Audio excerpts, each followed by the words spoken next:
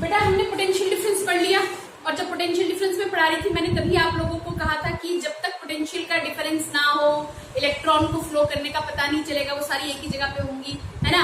मान लो आपने किसी बोतल में पानी भर लिया, ठीक है, किसी बोतल में पानी भर लिया, बोतल में, ठीक है, मेरे पास है नहीं तो अभी करके बताती है आपको, आप खुद से कर लेना। एक बोतल में पानी भर लो। अब क्या किया, उस बोतल को हमने क्या किया, टिल्टेड कर दिया। कैसे, थोड़ा सा ऐसे, राइट, थोड़ा सा ऐसे, तो एक ऊंचा हो गया, हायर पे हो गया, और एक क्या हो गया, लोअर। क्या हुआ, पानी गिरता हुआ नजर आएगा भाई, हायर और लोअर। तो इसीलिए इलेक्ट्रॉन के फ्लो करने के लिए भी हमें क्या क्रिएट करवाना पड़ेगा, पोटेंशियल डिफरेंस।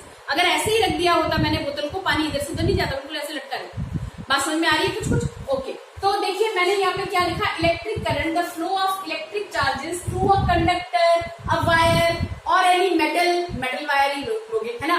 तो कॉन्स्टिट्यूट इलेक्ट्रिक करंट। अब जिन बच्चों को कॉन्स्टिट्यूट लिखने में दिक्कत आएगी ना, गिव्स इलेक्ट्रिक करंट कर देना, नंबर नहीं कटेंगे बाबा, ठीक है।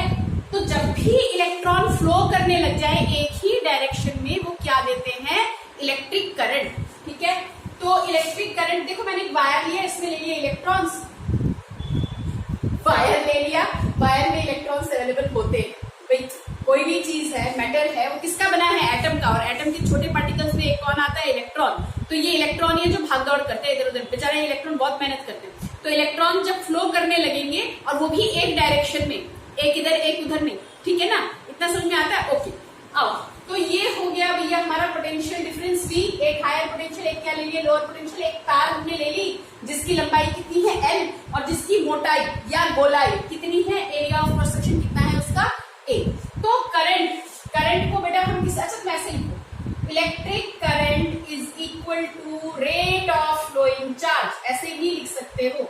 मैंने क्या बताया था, मैंने बताया था 9th में भी बताया था, किसी भी फिजिकल क्वांटिटी वो क्वांटिटी जिसको मापा जा सके, जिसको मेजरमेंट किया जा सके, मेजर किया जा सके, जिसका मेजरमेंट किया जा सके। तो चार्ज को हम माप सकते हैं किसमें, कूलम में। चार्जेस के फ्लो का दर, टाइम किसको बताएगा, rate of flow of charge. तो किस रेट से फ्लो कर रही है वही हमें क्या देगा, करंट। अगर कम टाइम में ज्यादा चार्जेस फ्लो कर रही है तो करंट क्या होगा, ज्यादा। कम टाइम में ज्यादा चार्जेस फ्लो कर रही है तो करंट क्या होगा, ज्यादा। उल्टा कर लो, ज्यादा टाइम में कम चार्जेस फ्लो कर रही है तो करंट क्या होगा, कम। ठीक है, ये तो याद रहेगा, current is equal to charge upon time, rate of flow of charge. अगर ये डेफिनेशन नहीं लिखना चाहते और लिखना चाहते हो rate of flow of charge through a conductor और wire is electric current. Okay, जब चार्ज बहेंगे, करंट को किसमें दिखाया, आई। करंट को किसमें दिखाओगे, I, capital I. Okay, small I भी लिखते हैं, उसमें भी टेंशन नहीं है, आई बस दिखाना, आई से है, नॉट आई, आंखों से नहीं, I. Okay, charge Q, time T, ये तो इसके सिंबल हो गया, I is equal to Q by T, I is equal to Q by T, ये सिंबल हो गया, सिंबॉलिक रिप्रेजेंटेशन। ठीक है, कैसे लिखोगे, आई से। एसआई यूनिट जरा बता दो, एसआई यूनिट यानी कि मापने का तरीका, हर चीज को मापने का तरीका है, जो जिनको माप नहीं सकते उनको हम पढ़ते ही नहीं।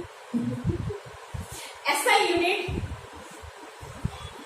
ऐसा नहीं है, कुछ क्वांटिटी ऐसी है जिनका यूनिट नहीं है, फिर भी हम पढ़ते हैं, आगे पढ़ेंगे 11th में, है ना।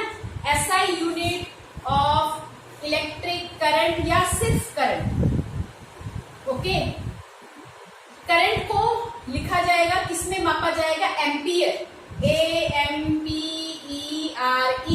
और सिर्फ ए से दिखाओगे तो भी चलेगा, एम्पियर। चार्ज को किस पे मापते हैं, कूलम, किसमें लिखोगे, C, टाइम्स में, सेकंड में, हाँ फ्लो में हो जाता है कभी कभी, ठीक है। तो ampere is equal to coulomb per second, एक सेकंड में कितने चार्जेस फ्लो कर रहे हैं, वो क्या दे देंगे आपको, करंट दे देंगे। इतना समझ में आया। अच्छा, 1 एम्पियर डिफाइन करो, तो 1 एम्पियर डिफाइन करो, मैंने सिखाया हुआ है। जब हमें किसी चीज को 1 में डिफाइन करना है तो सबको क्या रख देते हैं, फॉर्मूले में 1 रख देते हैं। 1 ampere is equal to 1C upon 1S, यानी एक सेकंड में अगर किसी कंडक्टर में एक सेकंड में 1 कूलम का चार्ज फ्लो कर जाए तो करंट कितने का होगा, 1 ampere.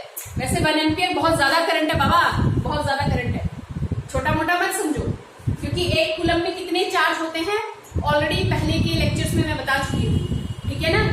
1 ampere is equal to 1 coulomb upon 1 second. एक सेकेंड में एक कूलम का चार्ज अगर हमारा बह जाता हो, फ्लो कर जाता हो, तो करंट कितने का हुआ बच्चा? 1 एम्पियर। ये ना एम्पियर बहुत बड़ी यूनिट है, इसकी छोटी यूनिट्स भी हैं।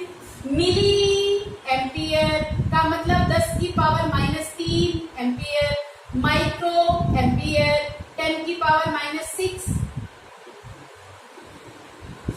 मिली और micro, milli milli milli milli micro, U बना के दो तरफ पूछ दिखा देना, माइक्रो, ठीक है।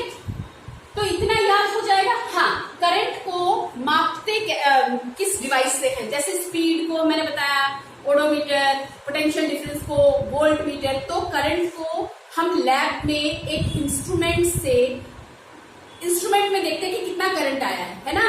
तो इंस्ट्रूमेंट कौन सा है? एमीटर। करंट को जहां पे हम देखते हैं वो उस इंस्ट्रूमेंट का नाम क्या है? इंस्ट्रूमेंट का नाम क्या है? एमीटर।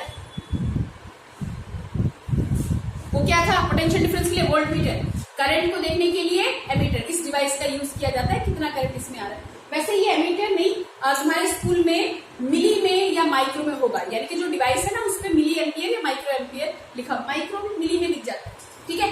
ओके, तो इतना याद रहेगा, इतना याद करके रखना। कल इसके न्यूमेरिकल्स पे फोकस करेंगे, ठीक है। इसके न्यूमेरिकल कल करेंगे। ओके ओके बेटा, बाय, टेक केयर।